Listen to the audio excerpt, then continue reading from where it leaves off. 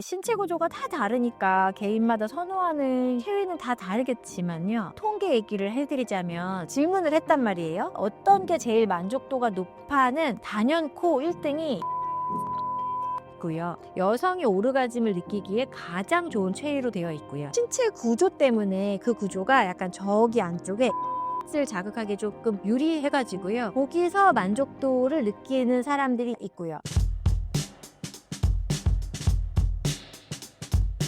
여자들이 실제로 더 잘 느끼는 자세가 있나요?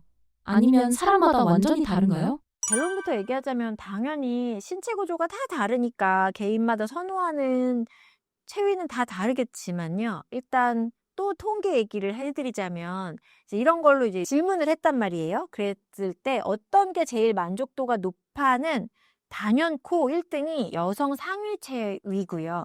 두 번째로가 이제 뭐 후배위, 세 번째로가 캣 체위가 있어요. 여성 상위 체위는요, 실제로 여자가 위에서 깊이라든지 각도라든지 압력 같은 걸 조절할 수 있으니까 여성이 오르가즘을 느끼기에 가장 좋은 체위로 되어 있고요.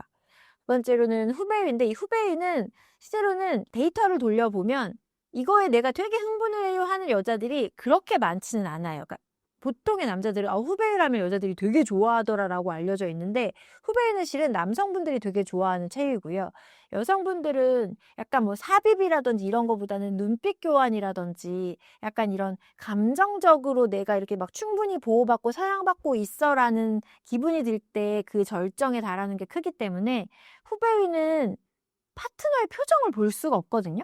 그래서 실제로는 후배위에 대한 만족감은 높지 않지만 그 신체 구조 때문에 그 구조가 약간 저기 안쪽에 A스팟을 자극하기 조금 유리하게 해가지고요. 거기서 만족도를 느끼는 사람들이 있고요. 과학자들이 만든 체위가 또 있어요. 이게 캣 체위라고요. 캣 체위가 고양이 캣 아니고 코이탈 얼라이먼트 테크닉. 여기 앞자만 딴 건데요. 보통은 정상위라고 하잖아요. 남자들이 올라가져 있을 때 피스톤 운동을 이렇게 하는데 이 캣 체위의 특징은 여자들이 성감을 느끼는 자리가 클리토리스랑 G스팟이랑 A스팟 정렬 부위가 이렇게 수평으로 가거든요. 그래서 막상 정상위처럼 남자가 위에 가서 둘이 나란히 누운 상태에서 이렇게 섹스를 하는 게 아니라 이런 식으로.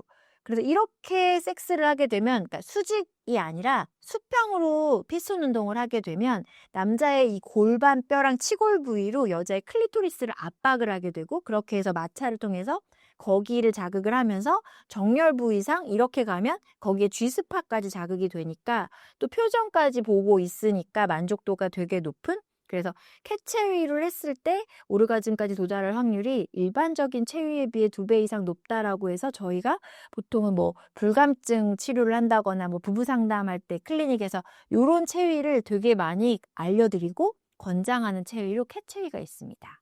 각도와 깊이가 중요하다는 말이 많은데 의학적으로 어떤 의미인가요? 그 바나나에 테이프 붙여져 있는 그림 본 적 있으세요? 90억에 팔린 94억? 그 뭔지 알아요? 바나나인데 테이프 하나 이렇게 붙어져 있는. 저는 딱 그걸 보면서 저 사람 저 각도 오? 우리가 보통 약간 뭐 장난스럽게 말하는 건데 그 성기 막 이런 거 얘기할 때 바나나 얘기 되게 많이 하잖아요. 근데 그 바나나에 테이프 붙여져 있는 그 각도가 되게 절묘하게 약간 그 여성 생식기의 질 각도랑 되게 유사하거든요. 그 각도랑 깊이는 여자가 질이 일자로 이렇게 수평으로 돼 있는 게 아니고요. 약간 각도가 이렇게 30도 정도로 이렇게 조금 올라가져 있어요. 그래서 그 각도를 좀 맞춰줘야 되는데 그래서 이렇게 하는 게 이게 되게 다가 아니라 각도를 좀 맞춰서 들어가야 돼요. 저도 외래에서 환자분들이 오면은 질 이렇게 소독하고 밑에를 볼 때 이걸 이렇게 꽂으면 되게 아파해요. 그래서 저도 각도를 이렇게 숙였다가 이렇게 들어가거든요. 그러니까 실제로도 성관계를 할 때 이걸 이렇게 꽂으시려고 하면 안 되고 얘가 각도가 이렇게 휘어져 있는 질이 이런 통이 아니라 이렇게 휘어져 있거든요. 그래서 이걸 맞춰서 들어가야죠. 이렇게 들어가서 이렇게 가야죠. 그래서 아까 그 캣체위도 자꾸 수평으로 이렇게 관계를 하세요라고 했는데 이렇게 하는 게 아니라 들어갈 때는 이렇게 글라이딩 하듯이 이렇게 들어가서 이런 식으로 관계를 하게 돼요. 그런 게 있답니다. 그래서 각도는 그런 의미고요. 근데 이게 30도 정도라는 거지 뭐 37도, 35도 이렇게 정해져 있는 게 아니라서 각도가 파트너가 되게 편안해하는 각도가 있거든요. 그거를 잘 하시다 보면 조율하시다 보면 요 정도 각도가 나오는 게 있어서 그걸 잘 맞춰서 삽입을 해주시고 그리고 실제로는 저희가 신경총이 막 많이 발달되어 있는데 지뢰 전벽의 5cm 안쪽에 대부분의 신경이 좀 집중되어 있기 때문에 요 앞에만 자극을 잘 해줘도 질각내가 충분히 우려이 되면서 감각들이 막 다 살아나니까 느끼기 더 좋은 구조가 되거든요. 그래서 실제로는 삽입과 깊이는 저기 안쪽까지 막 처음부터 막 하려고 그거 잘 안 되고요. 여기를 충분히 입구에서 상단에서 5cm 내외 그쪽을 먼저 충분히 달궈준 다음에 이제 삽입을 깊게 깊게 순차적으로 가면 조금 더 효과가 좋을 겁니다. 그래서 보통의 각도는 약간 이렇게가 아니라 이런 식으로 글라이딩 하듯이 들어가야 되고 그리고 깊이는 처음부터 냅다 푹 꽂으라는 게 아니고요. 충분히 흥분시켜주지 않은 채로 만약에 바로 이렇게 깊이 삽입을 해버리면 자궁하고 경부랑 마주치면서 그 통증이 꽤 심해요. 심지어 뭐 내막증이나 근종 있는 분들은 더 불편해 하셔서요. 요게 바로 이렇게가 아니라 충분히 여기를 흥분시켜 놓은 다음에 윤활액도 충분히 분비되고 그럴 때 조금 더 깊이 있게 삽입하시는 게 요령이라고 하겠습니다.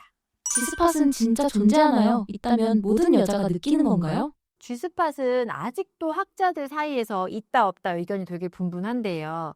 실제로 흥분을 충분히 하게 되면 여기에 혈류가 분포하고 거기가 신경총 다발이니까 그 자리가 이렇게 부풀어 오르는데 보통의 학자들은 시체를 통해서 연구를 한단 말이에요.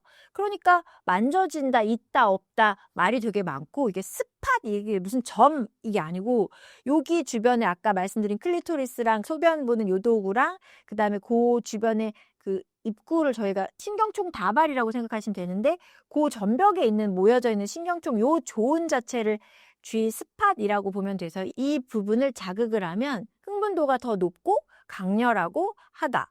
강렬하고 지속 시간이 오래된다 라고 알려져 있어서 G스팟은 진짜로 있나요? 없는 사람도 있나요?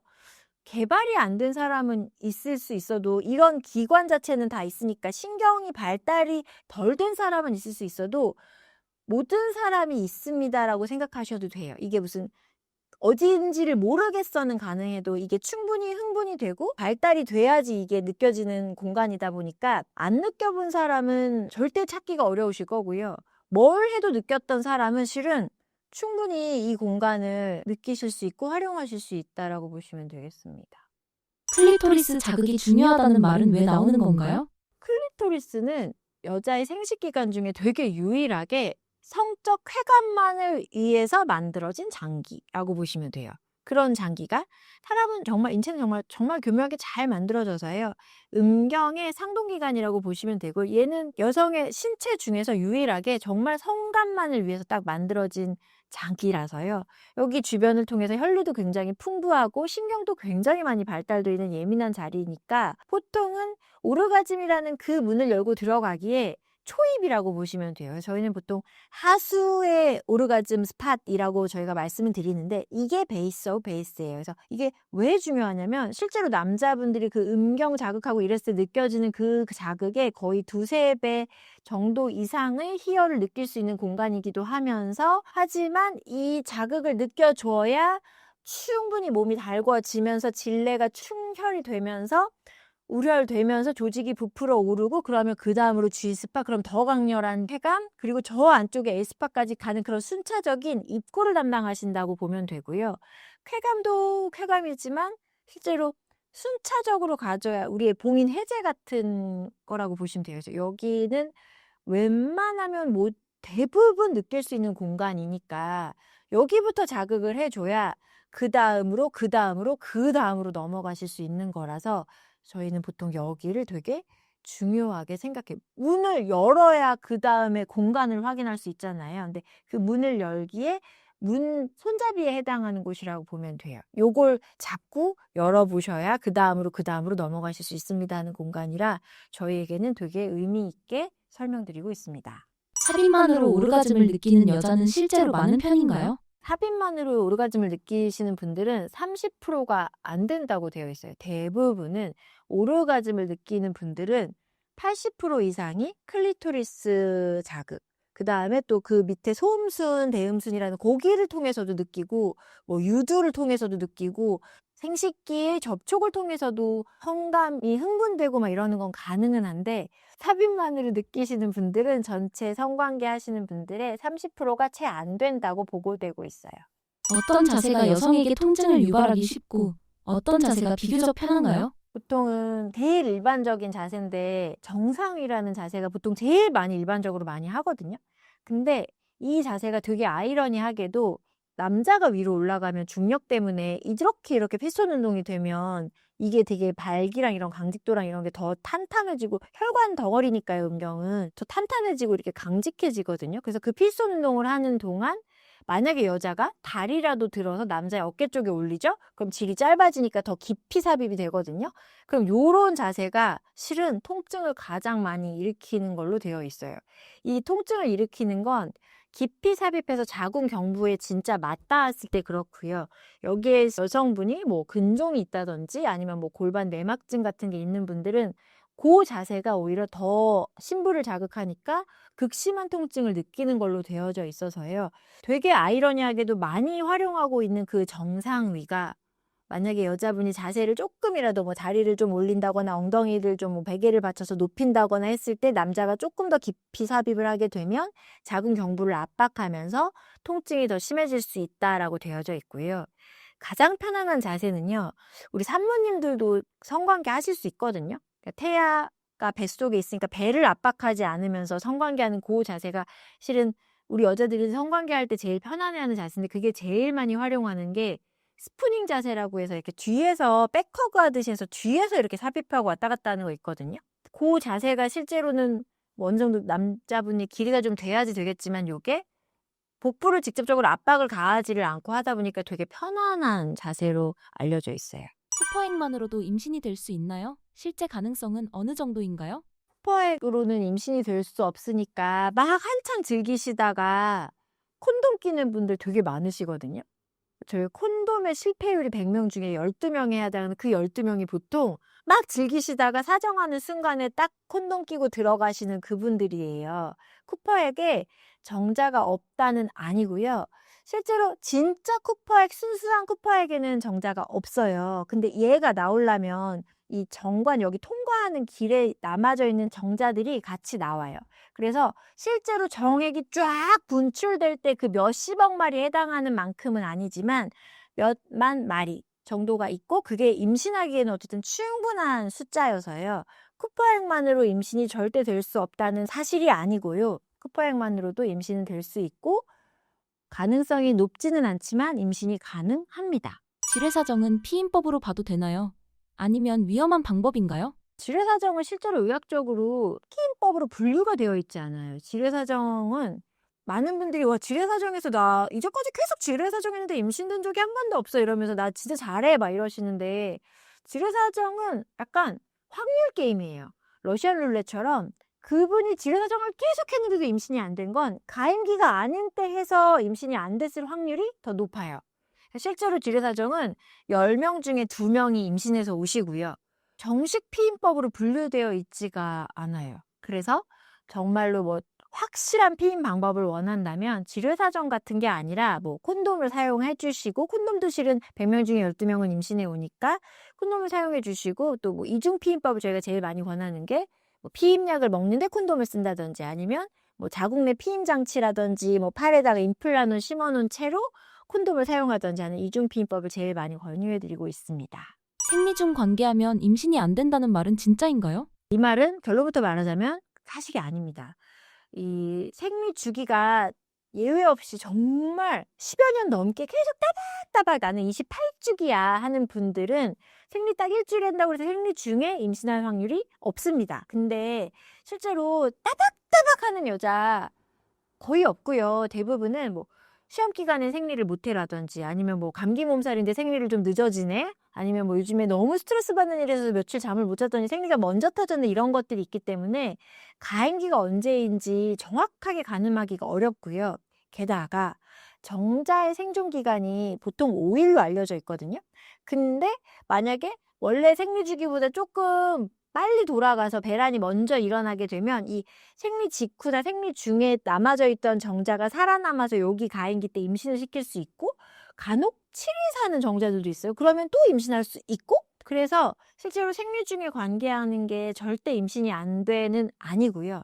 또 저희가 의학적으로도 별로 건강적으로도 권유를 잘 안 해드리는 게 생리 중에는 아기 침대를 준비했던 그 자궁 내막이라는 데가 이제 필요가 없어지니까 탈락이 되면서 자궁 벽 자체가 이제 상처를 입은 상태란 말이에요. 그러면서 이제 여기가 원래 경부가 샤프심도 안 들어갈 정도의 구멍이었는데 이제 생리혈이랑 빠져나와야 되니까 좀 이완이 이렇게 되어져 있는 상태라서 이 상황에 피스톤 운동을 막 하게 되면 물론 뭐 지저분하진 않겠지만 균주 같은 게 더 쉽게 몸 안으로 침투할 수가 있어서 생리 중의 관계는 거의 권장드리지 않고 있고요. 게다가 요건 조금 또 다른 얘기긴 하는데요. 저희가 내막증의 발병 원인 중에 생리혈이 역류하는 기전이 하나 있거든요. 그게 아직까지는 가장 유력한 원인이라고 추정되고 있는데 요 생리혈이 생리대로 쏟아지게끔 밑으로 쏟아져야 되는데 그날 관계를 해가지고 뱃속으로 집어넣어.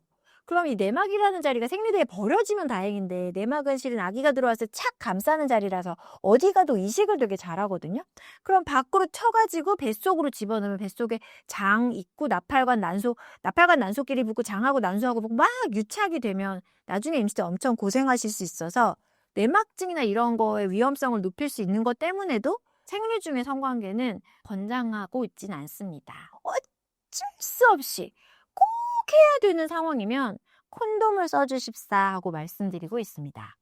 배란일 전후 며칠이 가장 임신 가능성이 높은가요? 난임 부부들이 꽤 많으셔가지고요. 뭐 이런 거 저런 거 확인하러 많이 오세요. 근데 저희의 연구에 의하면 여자가 뭐 365일 내내 임신이 가능하다고는 인터넷에 되어 있지만 실제로 생리 사이클이라는 게 있고 그 생리 사이클 중에도 배란이라고 난자가 배출되는 시기가 있거든요.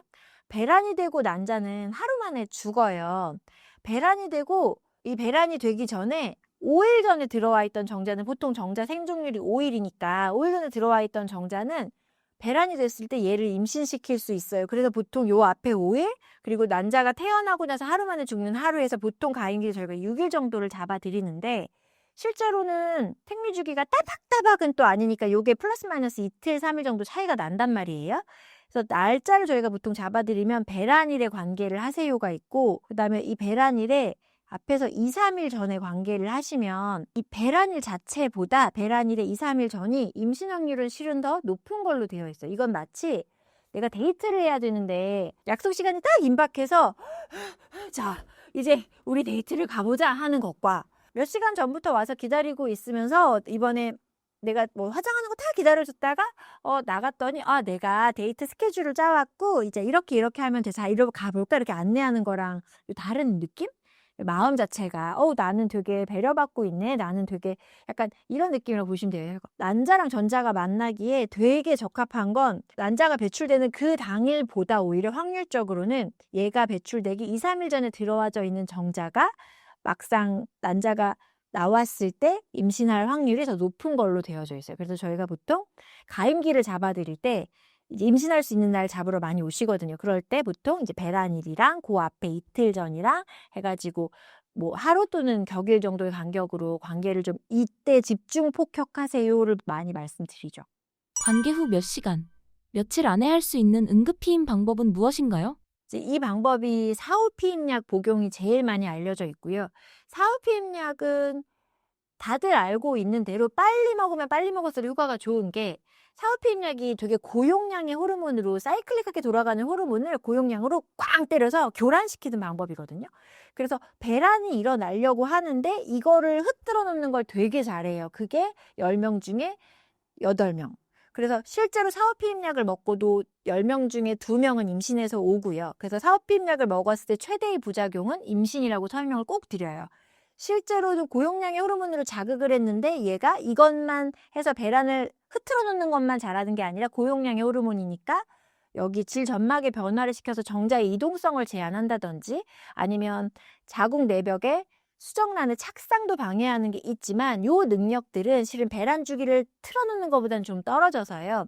그래서 실제로 24시간 내에 복용했을 때 효과가 가장 좋은 걸로 되어 있어서 98%고 그리고 24시간이 지나서 72시간 이내일 때는 효과가 좀 많이 떨어져서 뭐 이동성 이미 뭐 수정이 됐는데도 먹을 수 있고 이렇게 되니까 효과가 좀 떨어지다 보니까 70% 정도로 말씀드리고 있어서 이걸 다 전반적으로 통계를 내서 그래서 사후피임약의 효과는 80%야. 먹었을 때 절대 임신이 안 돼가 아니라 이렇게 먹어도 10명 중에 2명은 임신해 옵니다라고 말씀을 드리고요.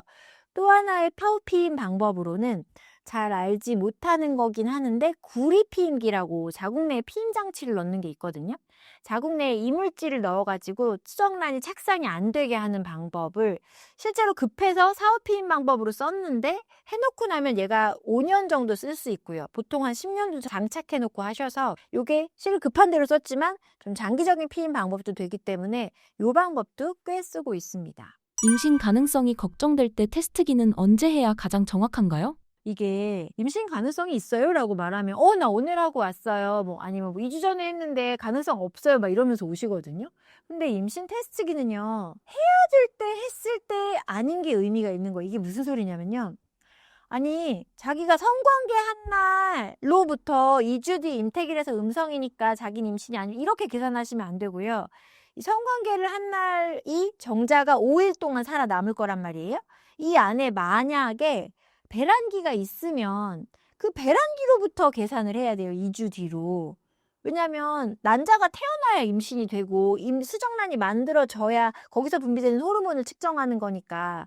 그래서 이렇게 하면은 뭐가 뭔지 잘 못 알아들으셔서요. 제일 빨리 아는 방법은 실은 병원에 가면 피검사로 한 일주일 전에 관계 여부에 일주일 전에 관계한 거의 임신 여부는 알게 해줄 수는 있고요.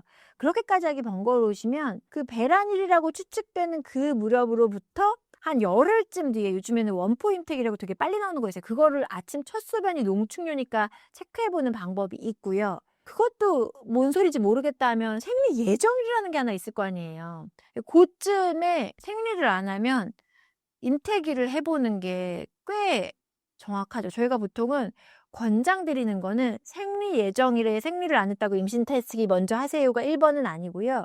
생리 예정일에 생리를 안 하지? 그러면 2, 3일 뒤쯤으로 해봐. 이런 걸 제일 많이 권유를 해드리고요. 일반인분들이 제일 많이 하고 오시는 거는 자기가 관계한 그날로부터 2주 뒤에 임태기를 하고 나서 자기 임신이 아니에요 이렇게 표현하시는데 그게 아니고 배란이 된야 정자가 살아남을 만큼의 기간이었고 그때 수정란이 만들어지면 그때부터 임신이 되는 거니까 그런 것들을 잘 알고서 해야 되고 그게 너무 어려우니까 그냥 생리 예정일이 지나면 임신 테스트 할까요? 요걸 제일 많이 말씀드리죠. 신사임당 구독자분들께 한마디 부탁드립니다. SNS다, 영상이다, 막 매체가 되게 많고 다양해서 그러겠지만 임신해서 되게 많이 오시거든요. 근데 임신만 하는 건 또 그렇게 저렇게 막 설명을 또 해드리면 되는데 그들도 되게 놀라고 있으니까 설명하고 하면 조금 더 설명이 잘 이해를 하시기는 하는 것 같은데 약간 쾌락만 생각하고 막 지저분한 환경에서 막 섹스하고 막 이러셔가지고 자꾸 막 이상한 균 같은 게 자꾸 올라오시는 게 있거든요. 그래서 이게 어른들의 잘못인 것 같긴 하는데요. 이 청소년분들 관계하실 때 환경은 그렇다 치고 콘돔은 제발 좀 써주셨으면 좋겠는 게 약간의 바람이죠. 근데 실제로 이 채널 자체가 청소년이 볼 게 아니잖아요. 청소년이 볼까요? 신사임당을 보면 저기 좀 콘돔 좀 써주시고요. 콘돔은 실제로 피임약을 먹고 있다고 하더라도 피임기를 꽂아놨다고 하더라도 나는 소중하니까 나한테 균이 오면 안 되니까 적어도 콘돔 정도는 써주세요가 되게 중요하고 학교에서는 성교육을 할 때 어떻게 하면 임신이 되고 그래서 정자랑 난자가 만나야 되고 이런 정도의 원론적인 설명을 해주시지만 실제로 우리 청소년들이 필요한 거는 조금 더 위생적인 환경에서 나를 보호하는 게 먼저니까 너는 되게 소중하고 하니까 되게 깨끗한 환경에서 위생적으로 그리고 균이 혹시 옮기면 서로 건강이 안 좋으니까 콘돔 정도를 사용해서 보호막을 씌워주는 거 정도는 알면 좋겠다. 그래서 이걸 이제는 너무 젊은 어린 분들도 좀 많이들 하고 오시는 편이어서 제가 20년 전하고 진짜 비교할 수도 없을 만큼 좀 청소년분들이 좀 많이 오셔서요. 이런 거는 내 자녀에게도 약간 쉬쉬할 게 아니라 이러할 때는 콘돔은 써줘 정도의 왜냐면 균 감염 이런 건 중요하니까 또 임신 이런 걸 생각을 못해. 쾌락 때문에 성관계는 했는데 그렇게 해서 생길 임신 이런 거에 대한 생각을 좀 못하시거든요. 그래서 요런 것들을 집에서부터 약간 좀 편안하게 말씀을 해 주셔서 우리 애들이 그런 걸로 당황하거나 뭐 힘들어하지 않게끔 도닥여 주는 것도 어른들의 몫이 아닐까 이런 생각을 해 봅니다. 그래서 이건 주로 이제 어른들이 보는 채널이니까 어른들은 뭐 알아서 다들 잘하시고요. 자제분들 이렇게 도닥도닥은 해 줘야 되니까 요즘에 청소년들이 너무 많이 오는데 이걸 이렇게 모른다고 뭐 아니 뭐 성관계한 다음에 정액을 샤워기를 이렇게 씻으면 다 씻겨 내려간다고 해서 어디서 그래? 남자친구가 그랬어 뭐 이러면서 해맑게 와서 임신한 그녀들을 봤을 때 막 이건 어른들의 잘못인 거잖아요. 좀 더 가르쳐 줬어야 됐는데 너무 영상들이랑 이런 거는 막 되게 무분별하게 막 이런 쪽으로 막 쾌락 쪽으로만 쫓다 보니까 우리 꼬맹이들은 이렇게 했을 때 어떤 일이 일어나는 것 같이 생각 안 하고 이거 하면 되게 좋다던데 한번 해보자. 호기심이 또 얼마나 많아요, 얘네들이. 요런 걸 좀 케어해 주는 건 어른들의 몫이니 우리도 열심히 잘 배워서 약간 우리 아이들을 토닥토닥 해 줬으면 좋겠습니다.